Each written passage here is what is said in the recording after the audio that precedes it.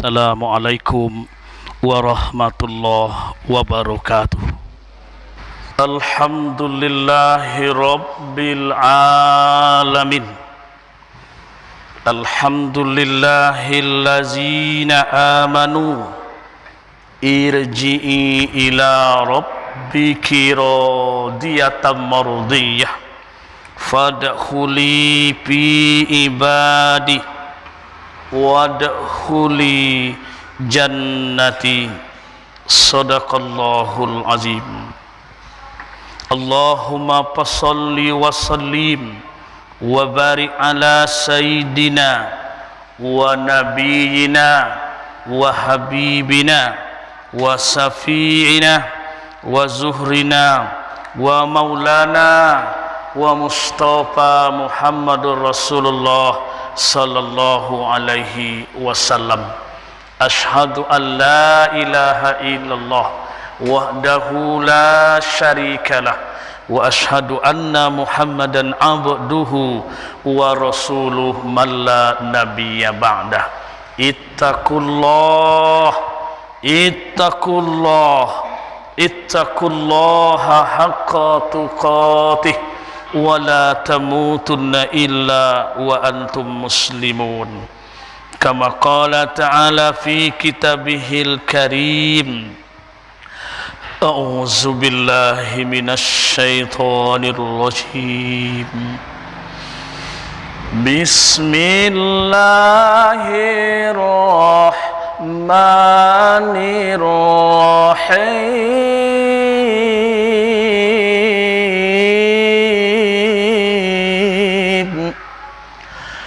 Ya ayyatuhan nafsul mutmainnah irji'i ila rabbiki radiyatan mardiyah fadkhuli fi ibadi wadkhuli jannati. Sadaqallahul azim. Alhamdulillahi rabbil alamin. Kita memuji Allah, yang dipuji Allah, yang berhak dipuji Allah, yang berhak menerima pujian adalah Allah, makhluk tidak ada. Pada kesempatan Jumat yang sangat berbahagia ini, Allah mencintai dan menyayangi kita semua. Bukti roh masih terkurung di dalam jasad. Sementara saudara-saudari kita, tetangga kita, keluarga kita, kemarin-kemarinnya rohnya sudah meninggalkan jasad. Mereka sudah dipanggil oleh Allah. Inna lillahi wa inna ilaihi roji'un. Datangnya dari Allah, kembali kepada Allah. Berarti mereka sudah diminta pertanggungjawaban selama hidup di dunia ini, apa yang ia lakukan. Menurut ilmu fikih, setiap baligh berakal sudah diwajibkan mengembankan tugas amanah Allah yang suci. Dari perempuan yang sudah datang menstruasi, wajib melaksanakan perintah Allah. Dan dari laki-laki yang sudah bermimpi dengan perempuan, sudah wajib untuk melaksanakan perintah Allah. Maka mulai sejak itu dituntut oleh Allah untuk pertanggungjawaban di hadapannya. Tapi di batiniah, bukan saat itu Allah minta pertanggungjawaban, tetapi saat dialognya ruh dengan Rabb. Alastu birabbikum qalu bala. Di saat nyawa akan dimasukkan ke dalam badan, dari situ sudah mulai amanah diemban oleh umat manusia. Saudaraku, jemaahku, kenapa roh kita masih ada terkurung? Karena Allah sayang. Kenapa Allah sayang? Dosa kita semakin banyak dosa kita kepada Allah, maka Allah beri kesempatan untuk kita bertaubat dan memperbaiki diri. Semoga kita termasuk hamba Allah yang selalu bertaubat kepadanya. Amin ya rabbal alamin. Salawat dan salam kepada Nabi dan Rasul yang terakhir, Nabi Allah Muhammad sallallahu alaihi wasallam. Assalamu alayka ya ayyuhan nabiyyu wa rahmatullahi wa barakatuh. Hari ini masih tanggal 22 Rabiul Awal. 22 Rabiul Awal, kisah yang sangat hebat, yang sangat menggegarkan langit dan bumi, baik dunia hitam dan dunia putih, dunia nyata dan dunia tidak nyata, yaitu kelahiran sang kekasih, lahirnya sang pemilik, dan tanpa lahirnya beliau alam tak jadi. Siapakah dia ini? Kalau Muhammad tidak ada, alam tidak jadi. Begitu kata Rob. Maka untuk itu kepada kita semua, sekelumit pada khutbah yang singkat ini, sesuai dengan acuan protokol kita dari Kementerian Agama Republik Indonesia Cabang Kampar, untuk itu selalu memberikan fatwa kepada kita semua, komit dan tetap mengacu kepada protokol, dan kita berada di wilayah Republik Indonesia yang baik. Baik jemaah yang dimuliakan Allah Subhanahu wa taala. Hari Isnin 12 Rabiul Awal atau tahun gajah 571 Masehi, itu hari yang sangat bersejarah pada diri Rasul. 3 hari itu, 12 Rabiul Awal hari lahirnya, 12 Rabiul Awal hari hijrahnya, 12 Rabiul Awal hari wafatnya. Jadi hari itu, tanggal 12 Rabiul Awal itu sangat momen yang sangat sejarah pada diri Rasul. Makanya sahabat bertanya kepada beliau, "Ya Rasulullah, ya, engkau puasa Senin? Ya. Engkau puasa Kamis? Ya. Apa dalilnya? Apa alasannya?" "Saya puasa Senin karena saya mengingat kelahiran saya.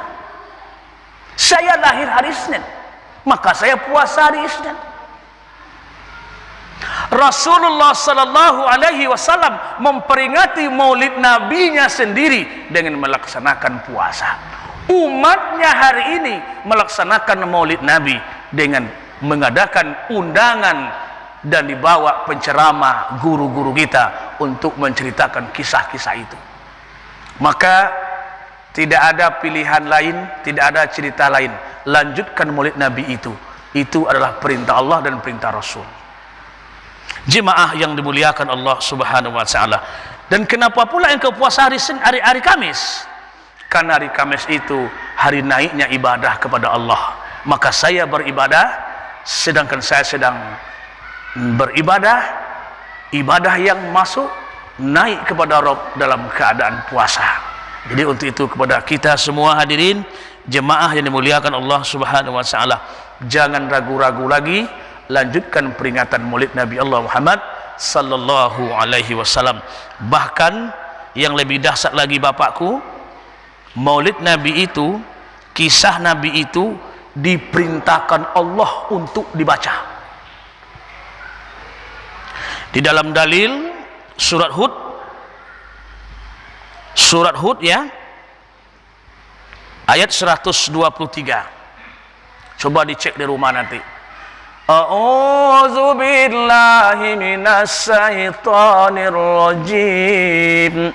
Bismillahirrahmanirrahim. Wa kullu naqussu 'alaika min anbiya'ir rusuli ma nusabbitu bih fu'aduka waj'aka fi hadhil haqq wa mau'izatun wa zikra lil mu'minin. Dengan nama Allah yang Maha Pengasih lagi Maha Penyayang. Dan masing-masing kami sudah ceritakan atasmu, kepadamu, hai hamba Allah, hai umat, dari kisah sebagian Rasul.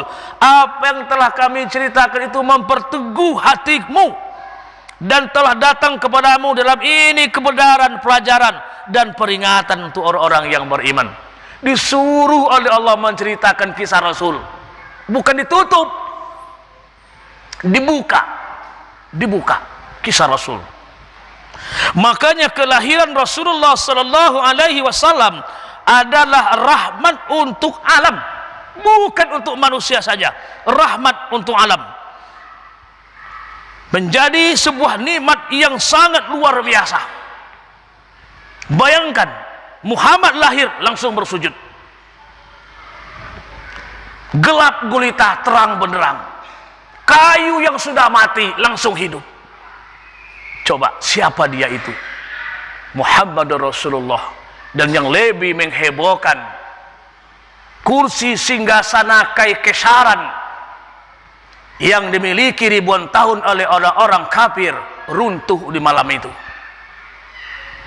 Api Nasrani dan Majusi yang disembah tak pernah padam selama 1000 tahun lamanya. Seperti apapun kencangnya angin badai topan, angin itu tak pernah padam. Lahirnya Muhammad mati seketika. Coba, ada apa dengan ini?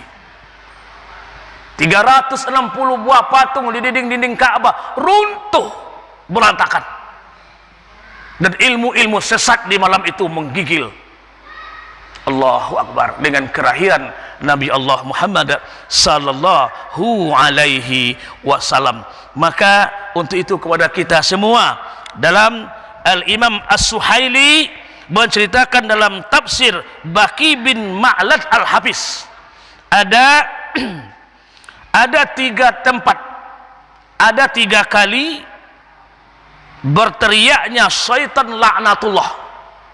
Ada 4 kali, 4 macam, 4 tempat setan menjerit sejerit-jeritnya dalam tafsir itu.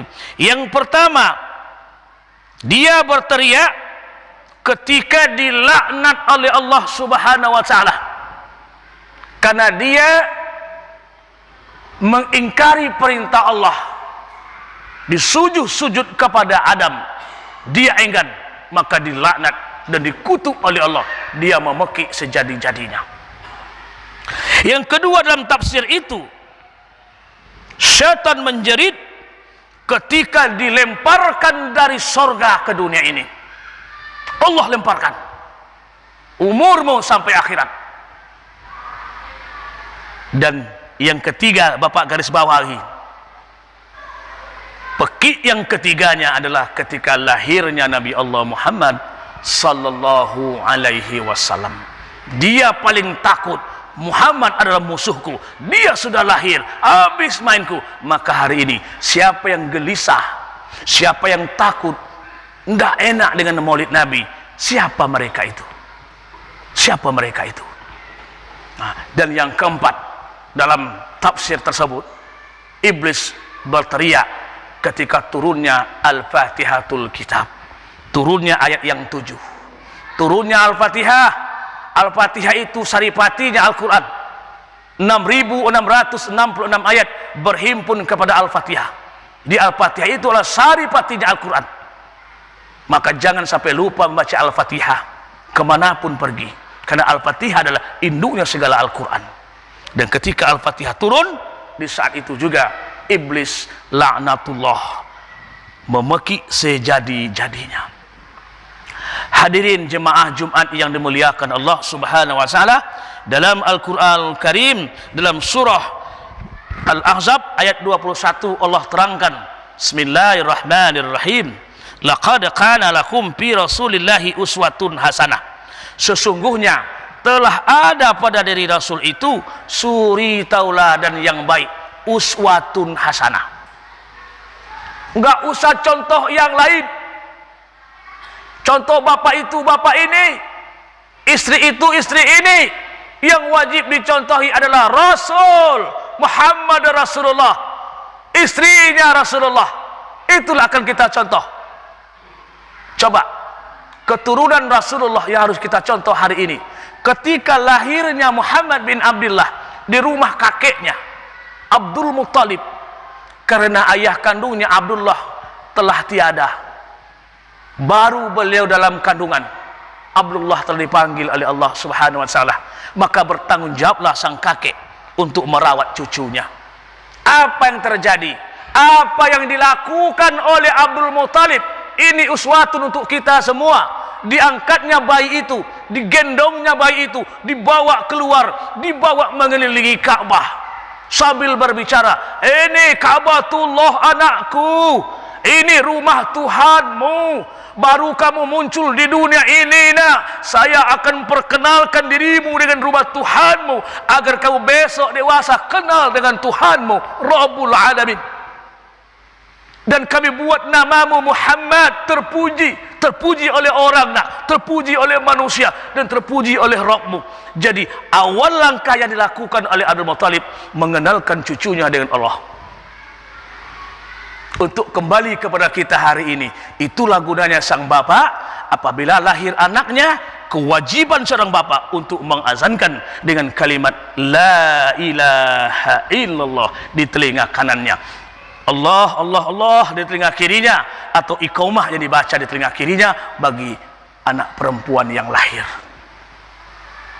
Nah, coba tanamkan, renungkan sejenak, berapa orang menantu kita di rumah, sudahkah mereka mengazankan anaknya? Sudahkah mereka mengiqamahkan anaknya? Apa begitu? Karena munculnya anak tanpa mendengar kalimat la ilaha illallah. Ingat, lalai kita membisikkan kalimat la ilaha illallah di telinga kanan dan kirinya, disitulah iblis menusuk ke dalam. Maka anak yang dewasa nanti tidak mendengarkan kalam-kalam Allah. Orang sholat dia lari, orang ngaji dia tidak peduli, karena di dalamnya ada musuh Allah Subhanahu wa Ta'ala. Itu uswatun yang pertama, cek dan dicek, dan bawa pulang nanti. Azankanlah anak, jangan musik duluan. Ini musik yang lebih duluan, nazar, musik, undang organ, undang itu semua yang didengar oleh anak pertama bukan kalimat tauhid, tetapi nyanyi-nyanyian. Apa nanti yang terjadi? Yang kedua, pada khutbah yang sangat singkat ini, yang kedua, saudaraku dan bapakku, jemaahku, sidang jemaah Jumat yang dimuliakan Allah Subhanahu wa Ta'ala, innama bu'istu liutammima makarimal akhlaq. Rawahul Ahmad. Hadis ini bahwa mengatakan Muhammad itu diutus adalah untuk memperbaiki budi pekerti dan akhlak. Seperti apa akhlaknya Rasul? Satu, pemaaf. Dia mendoakan orang yang menghinanya, dia mendoakan orang-orang yang menzoliminya, dan dia mengantarkan buah tangan, makanan, minuman kepada orang-orang yang membencinya. Coba, seorang nenek buta setiap hari dikasih makan oleh Rasul, sementara nenek itu menghujat Rasul. Jadi intisarinya, akhlaknya Rasulullah itu adalah pemaaf, hati. Maka bersihkanlah hati. Insya Allah, kalau hati sudah bersih, insya Allah. Karena dalam ilmu-ilmu pengajian guru-guru kita, qalbun mu'minin baitullah, hati orang mukmin itu istananya Allah. Tak mampu dunia ini menjadi istana Allah. Coba bayangkan, dunia tak mampu menjadi istana Allah. Yang bisa menjadi istana Allah adalah qalbun mu'minin baitullah, hati orang mukmin adalah istananya Allah. Bagaimana itu? Inilah orang mukmin yang sejati. Satu, tidak sedikit pun membebani.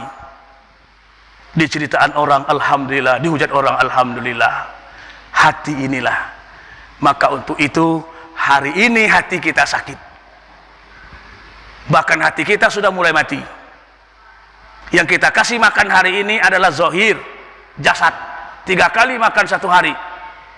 Kalau kurang makan loyo, tidak kasih makan mati. Ada yang sudah mati, hati. Hati sudah mati hari ini. Makan hati tidak ikan, makan hati tidak air, tetapi hati obatnya adalah zikir. Zikrullah sifaul qulub. Zikir itu adalah pengobat penyakit hati. Zikir Anda hujan lebat, air dalam. Hati adalah bagaikan ikan.